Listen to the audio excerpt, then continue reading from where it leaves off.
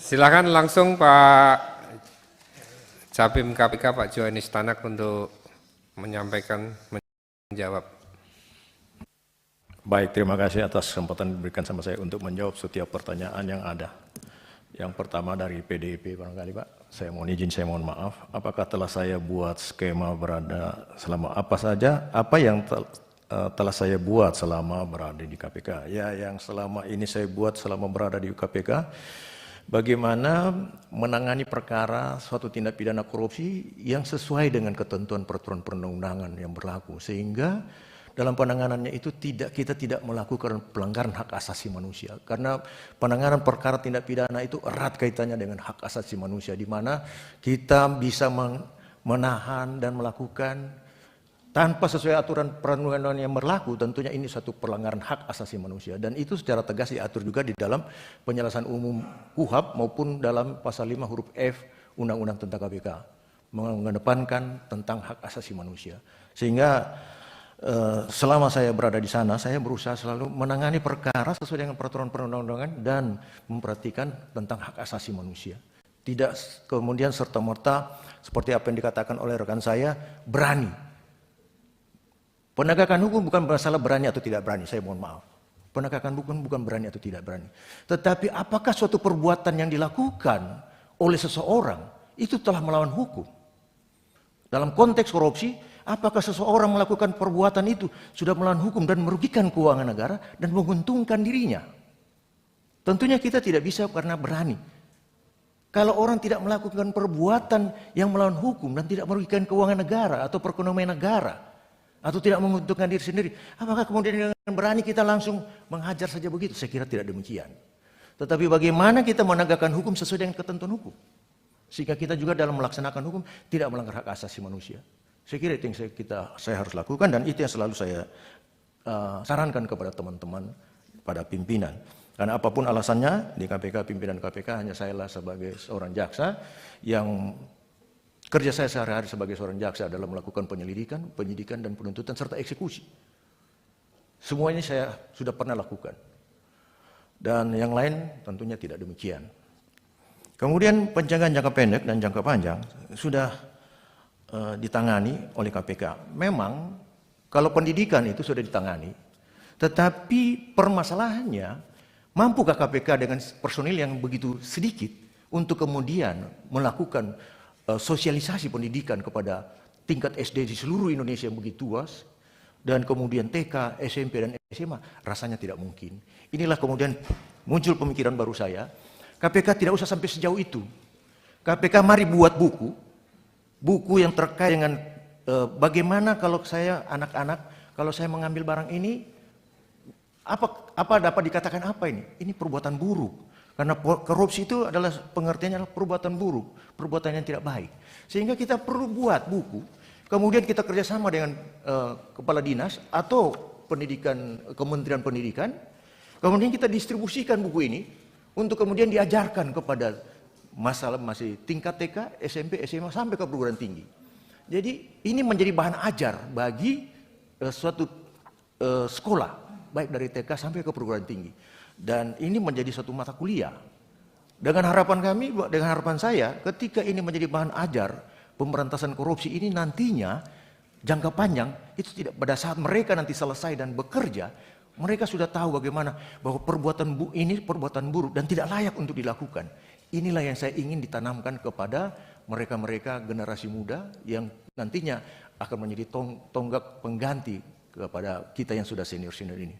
Itulah maksud saya pendidikan dalam jangka panjang.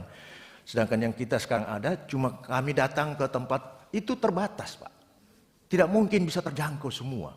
Tapi dengan membuat buku ini kita serahkan kepada Kemendikbud atau kita koordinasi dengan Kemendikbud untuk membuat dengan materi seperti begini. Ini kemudian dapat diterapkan di dalam pendidikan. Itu maksud saya jangka panjang. Dan kami berharap tahun 2045 tahun emas itu korupsi sudah bisa zero corruption. Itu Pak, demikian. Kemudian pimpinan KPK dilaporkan kepada Dewas, apakah ini terkait dengan integritas? Ya, apapun alasannya, yang namanya etika itu adalah sumber dari segala sumber ilmu. Yang namanya etika itu sumber dari segala sumber ilmu, tetapi etika ini sesungguhnya tidak punya akibat. tidak punya akibat hukum. Dia hanya ada hal yang boleh dilakukan dan atau tidak boleh dilakukan.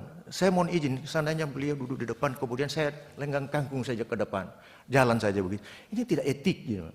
Tidak etis. Tetapi apakah ada hukuman berupa hukuman pidana atau hukuman perdata? Rasanya nggak ada. Satu etika akan menjadi suatu aturan dapat akibat hukum apabila dia dicantumkan dalam suatu peraturan perundang-undangan. Saya kira demikian. Dan integritas ini terkait dengan juga etika.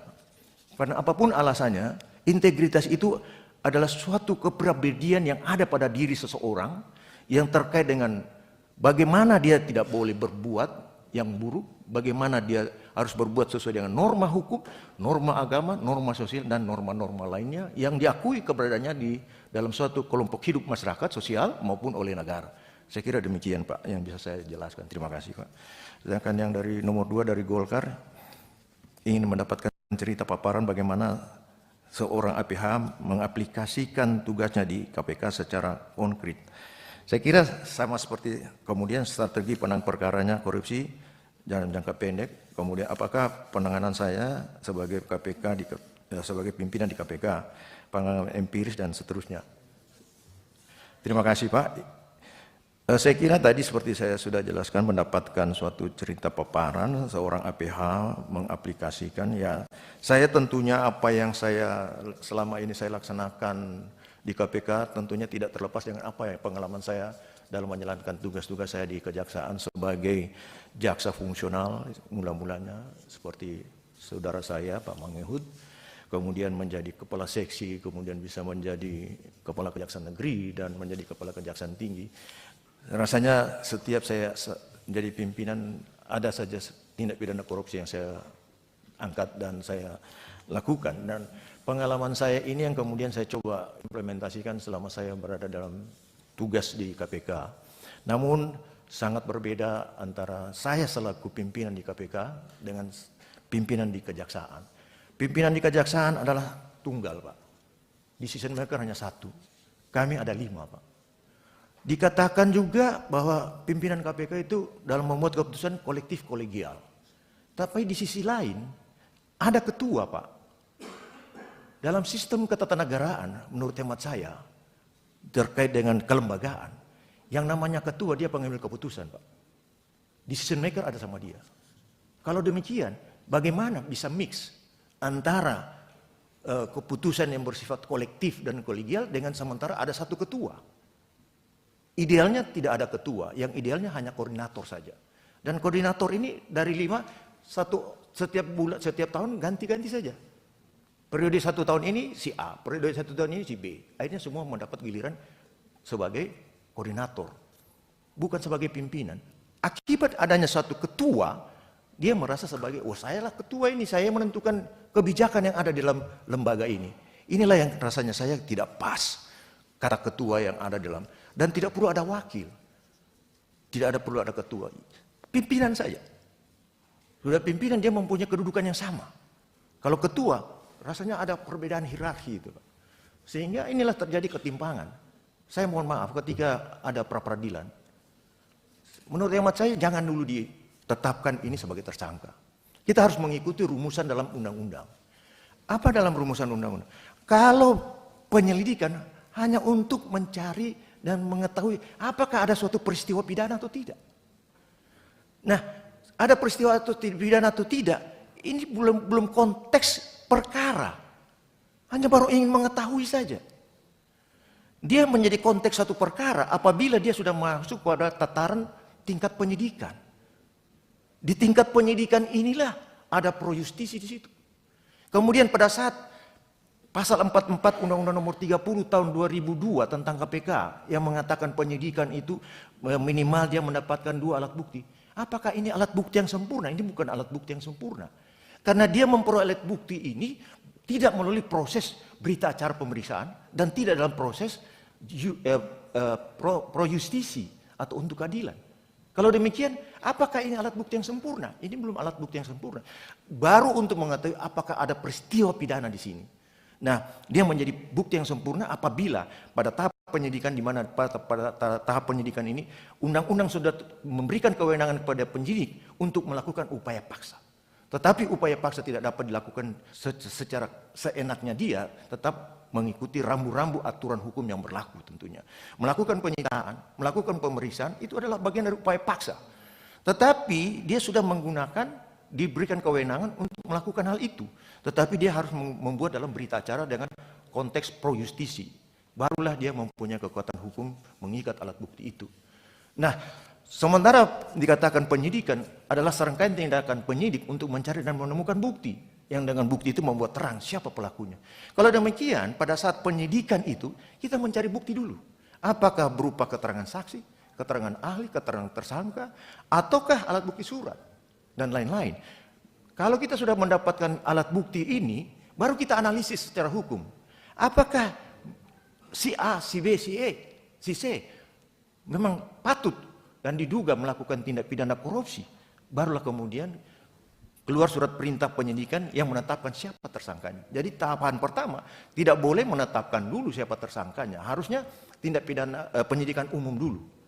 Setelah penyidikan umum menemukan alat bukti yang minimal 2 yang dilakukan berdasarkan penyitaan dan